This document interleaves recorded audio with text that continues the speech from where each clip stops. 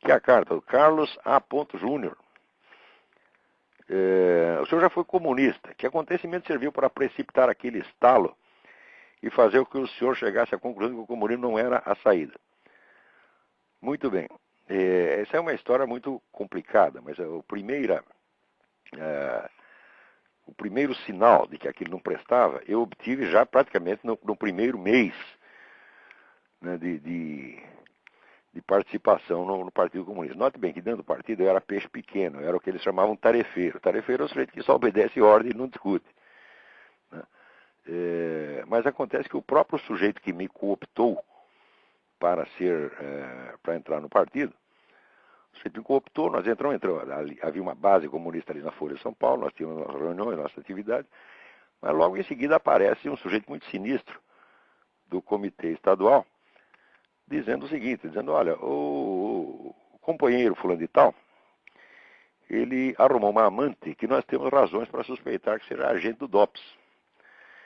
Então, nós temos que isolá-lo durante algum tempo, enquanto nós investigamos esse negócio. E simplesmente delegou 3 voluntários, entre os quais este que vos fala, para localizar um lugar onde depositar o sujeito. Em suma, era quase um cárcere privado, entendeu?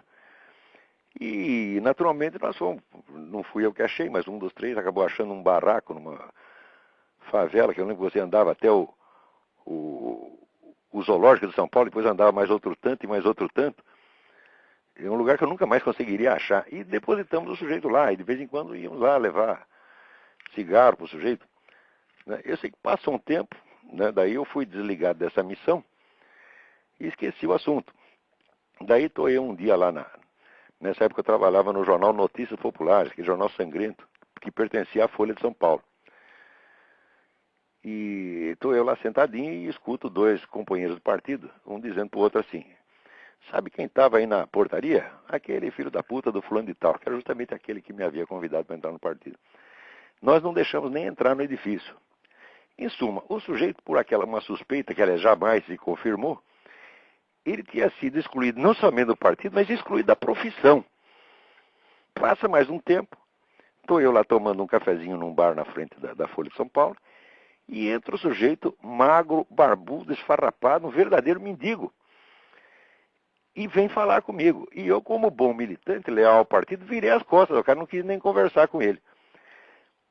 Foi uma semana depois que eu comecei a pensar. Falei, olha, não só eu sou um filho da puta, mas todos esses são filhos da puta.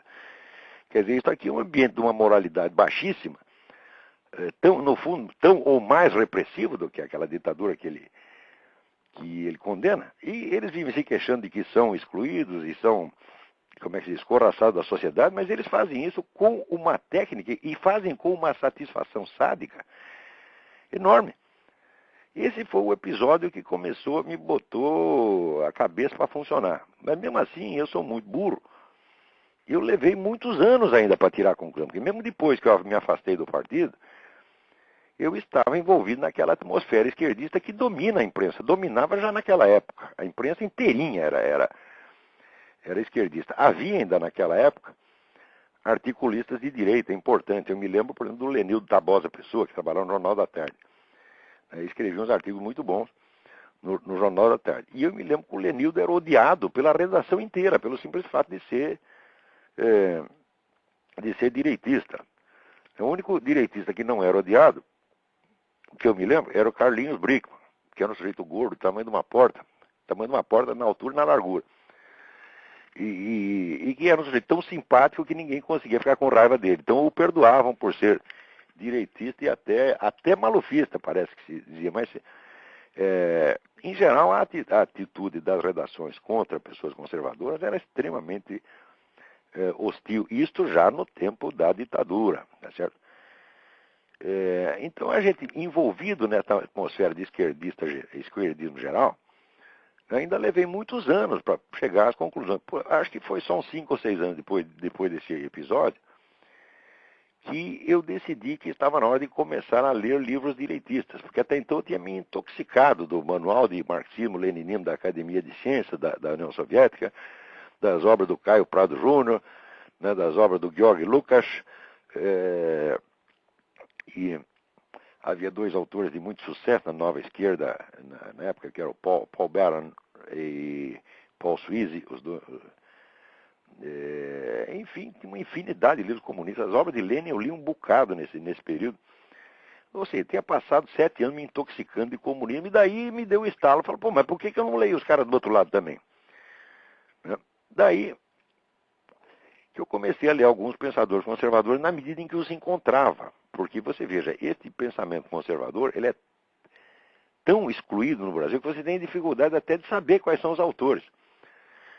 Quando se publicou, 3 ou 4 anos atrás, esse famoso Dicionário Crítico do Pensamento da Direita, feito por 106 professores, pagos a peso de ouro pelo governo brasileiro, o que eles fazem? Todos os autores importantes do mundo conservador estavam excluídos. Então, existe uma barreira, você nem tem acesso a isso, você não chega a saber. Então, eu, com muita dificuldade, fui encontrando um autor ou outro. Você veja, a burrice imperante e que se impregnou na minha pessoa era tão grande que eu levei...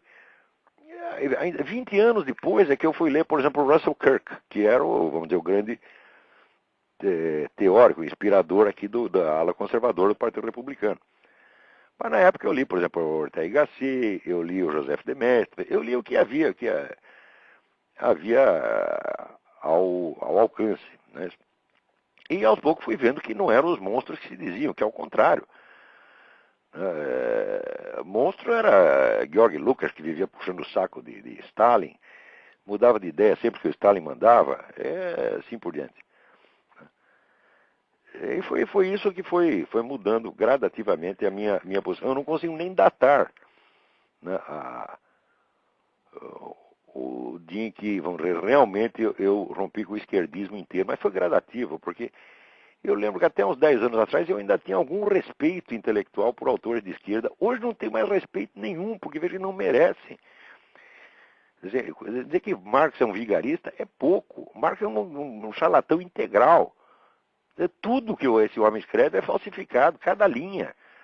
Quanto mais você estuda, mais você vê isso. Agora, no começo, é difícil você perceber isso por causa da autoridade, do prestígio imenso que tem. Agora, quanto tempo leva, vamos dizer, um jovem brasileiro para ele escapar dessa atmosfera que é dominante e imperante, que está por toda parte, e começar a raciocinar? Né? Quer dizer, isso é que nem o peixe. O peixe não consegue saber o que é água porque ele nunca esteve fora da água, então não tem meio de comparação.